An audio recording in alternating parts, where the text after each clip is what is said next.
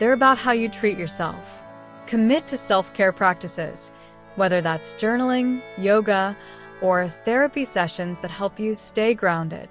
According to relationship coach Nedra Glover-Tawwab, healthy boundaries are linked to higher self-esteem and better conflict resolution skills.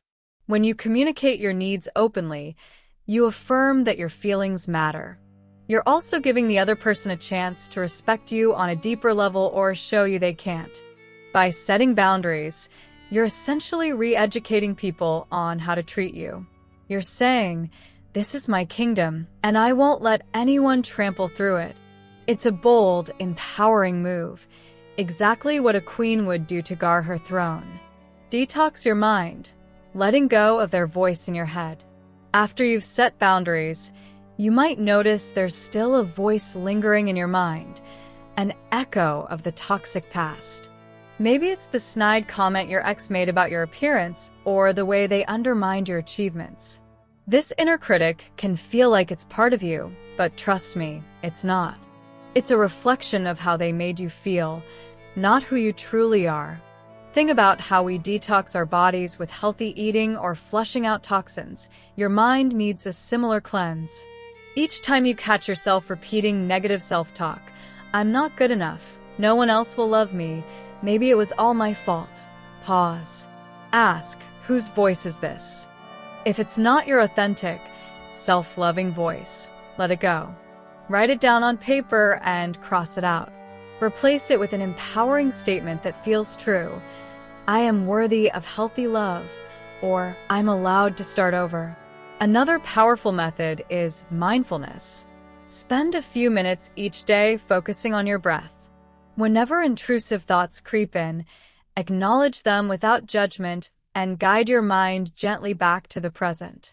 Over time, this practice rewires your brain to let go of unhelpful mental chatter. Research by the American Psychological Association suggests that consistent mindfulness practices can reduce symptoms of depression and anxiety, especially in people recovering from emotionally abusive situations. Imagine building a mental fortress so strong that no toxic echoes can survive in it.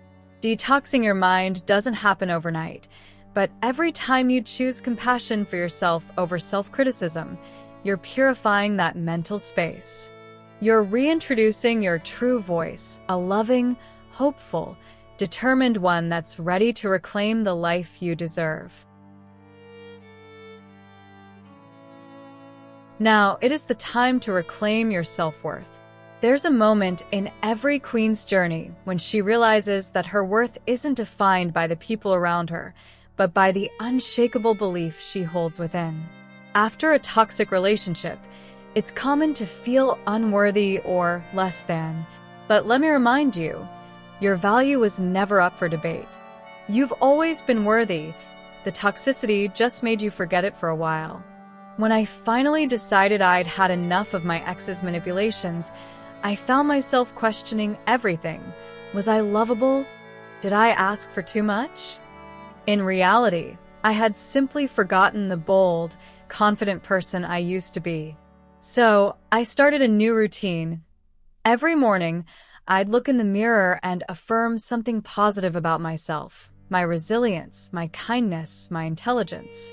It felt awkward at first, but with each passing day, my inner critic got quieter, and my true self reemerged. Sometimes, reclaiming your self-worth means doing things you once avoided, like going out with friends you isolated yourself from, picking up hobbies you paused, or even traveling solo to rediscover your independence. These acts signal to your brain that you're still capable, interesting, and whole without anyone else's validation. A fascinating study from the University of Michigan found that self-affirmations can significantly boost self-esteem, especially during periods of stress or transition. So never underestimate the power of speaking kindly to yourself. Remember, a toxic partner might have torn you down, but they can't erase your inherent uniqueness. You are not defined by someone else's inability to see your light. So, crown yourself again. Stand tall in the mirror and declare, "I am enough. I am strong. and I am worthy of every good thing, because you absolutely are. Finding support systems. You don't have to do this alone. Healing is rarely a solo journey, and that's okay. Queens have courts, communities, and allies for a reason. In your world, these supporters might be your best friends who remind you how funny, kind, and brilliant you are. It could be family members, support groups, or even online communities that understand what it's like to break free from toxicity. Let me share a quick story. A woman named Sia reached out to me after one of my videos. She just walked away from a year-long toxic relationship and felt utterly isolated.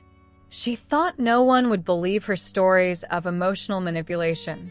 But when she joined a local women's circle that met monthly, she realized she wasn't alone. The group gave her a safe space to vent, cry, and celebrate small wins, like going a day without checking her ex's social media.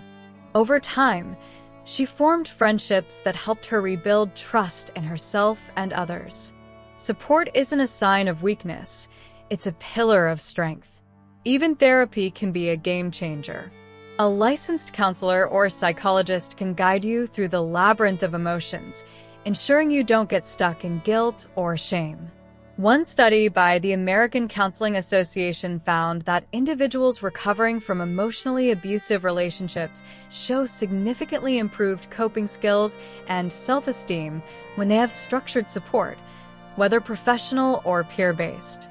So, don't be afraid to reach out. Drop a text to that friend you've been meaning to reconnect with, or join an online forum dedicated to healing. Think of it as your personal royal court, where everyone has your back. Sharing your story out loud helps lessen the emotional burden and affirms that you deserve understanding and compassion. Remember, you are never meant to do life alone, especially not when you're on a journey to rediscover the queen inside you. Forgiving yourself and letting go, just release the burden. One of the biggest hurdles in healing is the weight of self-blame. You might find yourself thinking, how could I let this happen? Why didn't I see it sooner? Maybe it was my fault. These questions can circle in your mind like a broken record. But here's a truth bomb. Holding on to guilt only slows your healing. Forgiveness isn't about condoning your ex's behavior or pretending it didn't hurt. It's about freeing your heart from the shackles of resentment, especially the resentment you may feel toward yourself. Sometimes we cling to anger because it feels like a shield. We think if we stay mad, we stay strong. But ironically, letting go of anger is what truly empowers you. I once read a quote, "Holding on to anger is like drinking poison and expecting the other person to die." It struck me hard because that's exactly how I felt, like I was poisoning my own peace, replaying painful memories as if that would change anything.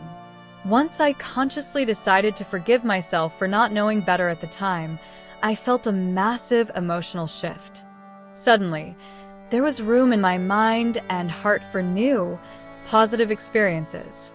According to the Journal of Health Psychology, practicing self-forgiveness is linked to lower levels of depression and higher levels of personal well-being. It's a process, not an instant switch. You might have to remind yourself daily, I did the best I could with what I knew then. Now, I choose better for myself. Write a release letter. Address it to yourself or even to your ex, but don't necessarily send it. Just pour your feelings onto paper.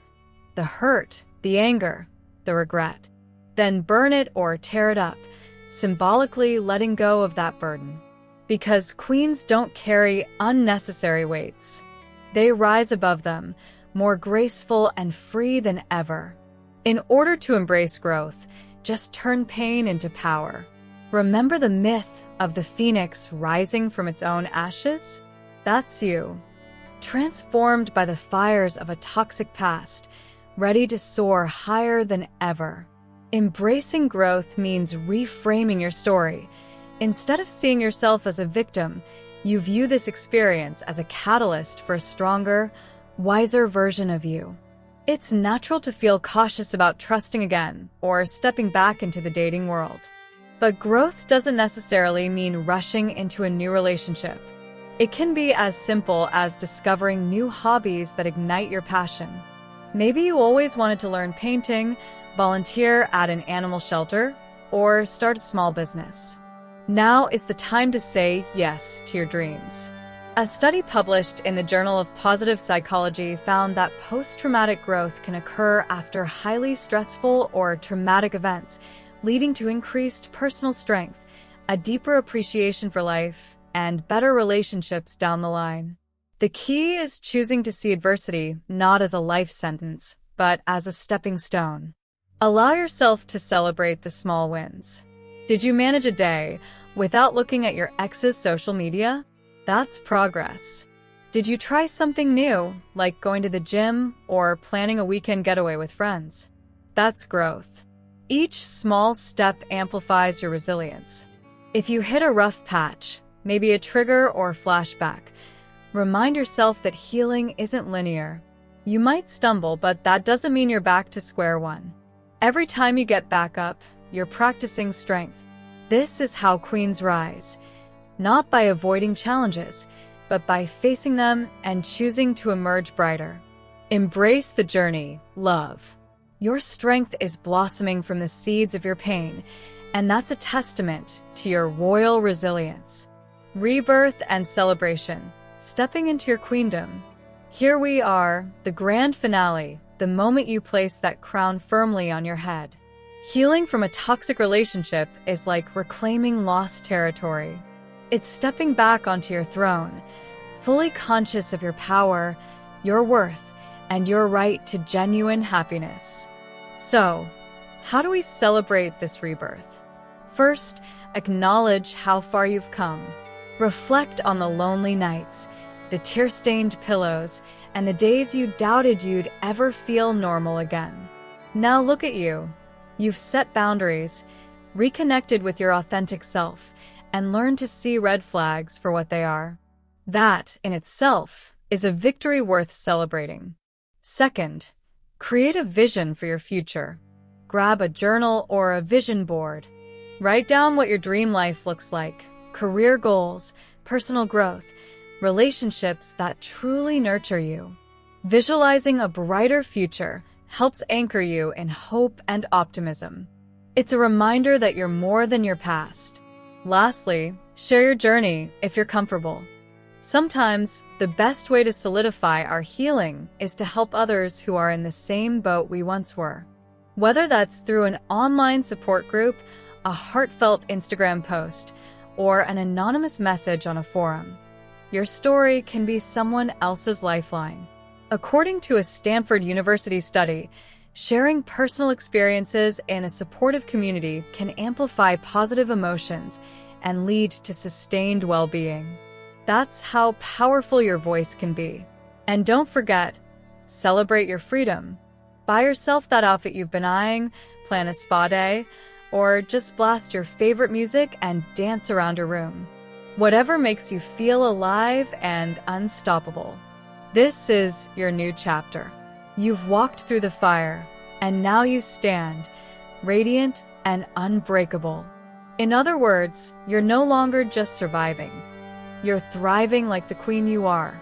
You've just journeyed through each phase of transformation, each step guiding you from heartbreak to healing, from doubt to self-love. Never forget, a queen's true power isn't found in never falling. It's in how she rises, time and time again. If this resonated with you, like this video, comment below with your biggest takeaway, and share it with someone who needs encouragement. And if you want more empowering content, don't forget to subscribe to Girlify Mind. You hold the pen to write your own story, so make it a triumphant one.